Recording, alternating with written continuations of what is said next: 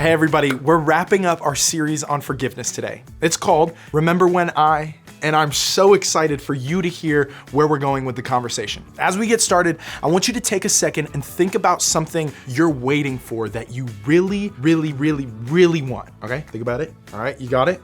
Now, I'd say that even if you're the most patient person in the world, it can be difficult to wait for things you're really looking forward to. I remember in my family growing up, we had different holiday traditions. And one of them at Thanksgiving was we would go around the table and say what we were thankful for. But the other piece about Thanksgiving was we really only had one meal every day. It was like lunch and dinner. It was like dinner, and it happened at 2:00 every single Thanksgiving. And this Thanksgiving, my dad, he worked at a college and he invited college students who couldn't go home for the holidays to come over. And so this one meal that we had was put on, we'll say, pause, so that we all had time to say what we were thankful for. Y'all, the way I was like, stomach growl louder, because I'm sitting there and somebody's like, you know, this reminds me of when I was younger. I'm like, no, just say what you're thankful for and let's get moving, because the food's getting cold, okay?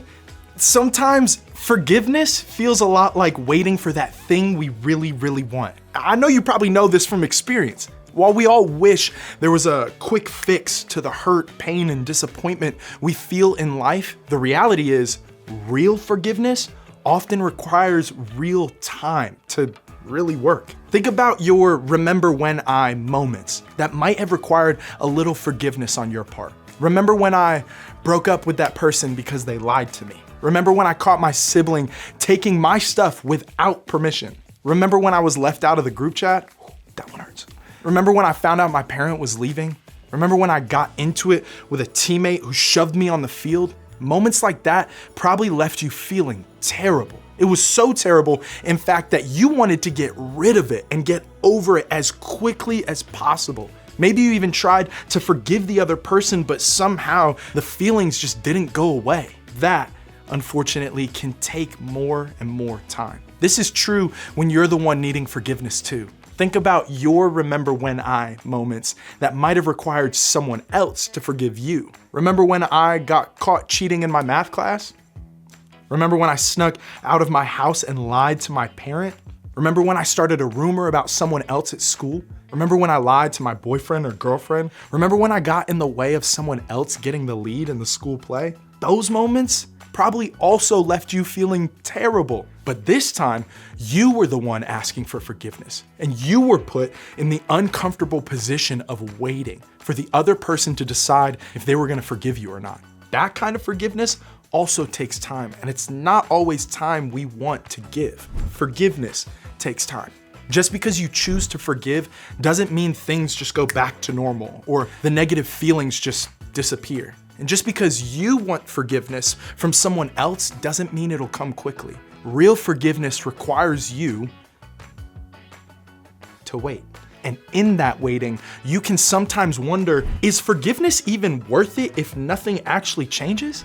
That's a question we're gonna answer together today. Lucky for us, forgiveness was something Jesus talked about often during his life and ministry. People have been struggling to figure out forgiveness for thousands of years now. That's how complicated the whole thing is. So it's no surprise that Peter, one of Jesus' close friends, brought up the question of forgiveness directly to Jesus. Another friend of Jesus named Matthew wrote it all down. Check out how it went.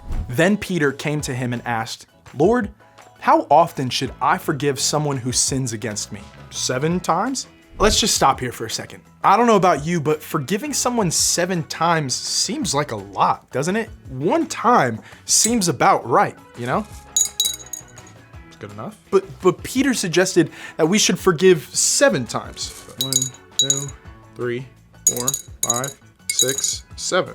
He probably thought he was going above and beyond and that Jesus would be really impressed. But Jesus responded in a totally unexpected way and changed the way we think about forgiveness. Here's what he said. "No, not 7 times," Jesus replied, "but 70 times 7. Jesus gave Peter a number so big that it showed that forgiveness has to happen over and over and over and over again. Jesus asks us to forgive others 70 times 7 times. For the math people in the room, that's 490 times.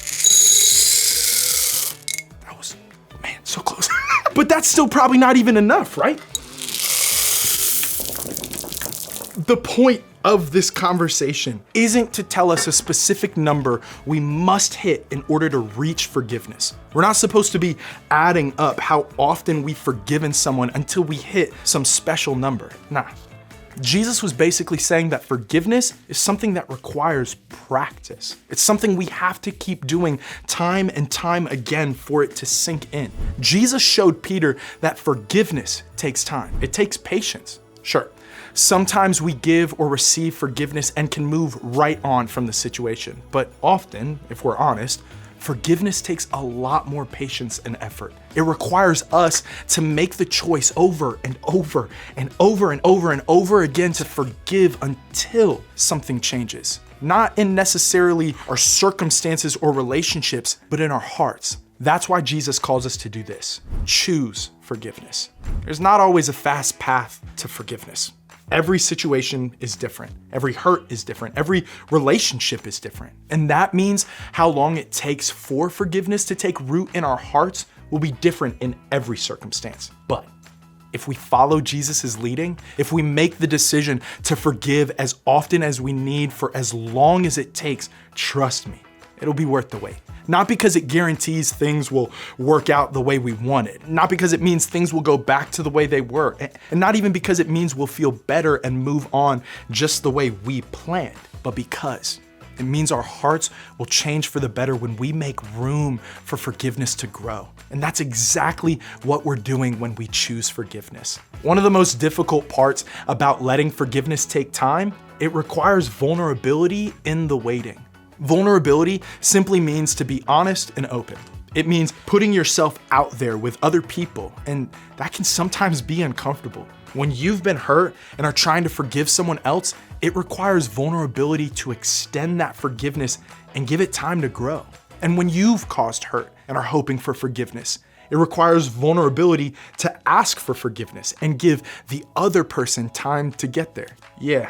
It can feel scary to put yourself out there and ask for forgiveness or choose to forgive. It can be difficult to wait for the result you want. But when we choose forgiveness, even when it's difficult or feels uncomfortable, we can trust we're choosing Jesus' best path for us. So, as we work through the process of letting forgiveness work out, even if it takes 70 times, 7 times to get there, here are a few things we can remember. First, it takes practice. Forgiveness doesn't happen just because we think about it or say it. Forgiveness is a choice that must be made every day until it sticks. In other words, it takes practice. We have to put in our reps with forgiveness. We have to choose forgiveness over and over and choose not to hold a grudge. Second thing we remember, you can ask for help. Whether you're hoping to be forgiven or the one offering forgiveness, it can be difficult to do it alone. Sometimes you need to ask for help. People like your small group leader or a parent, a guardian, or another trusted adult can be there to encourage you toward forgiveness and pray for you as you're waiting for it to work out. And the last thing we can remember, it's okay if things change. Forgiveness doesn't mean that a situation will be repaired or things will go back to the way they were. Sometimes things have to change in order for healing to happen. Even if you extend forgiveness, just know that the relationship, the situation, or the circumstance may still be different going forward, and that's okay. No matter what you're working to forgive or how long you've been waiting on forgiveness yourself, remember that in the end, it's worth the wait. How do I know?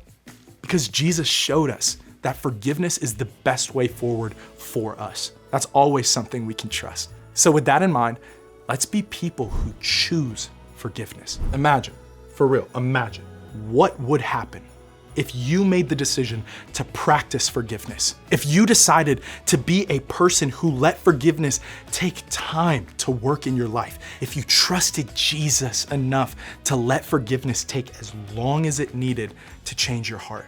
Sure, everything might not go back to the way it was. Some things may actually need to be different, and relationships might need to change. But maybe someday, you'll be able to look back on this time and say, remember when I chose forgiveness and things got better over time? That's the kind of thing you'll be thankful to look back on, all because you decided to choose forgiveness. When you head to groups, think about this question. What's one way you can practice choosing forgiveness.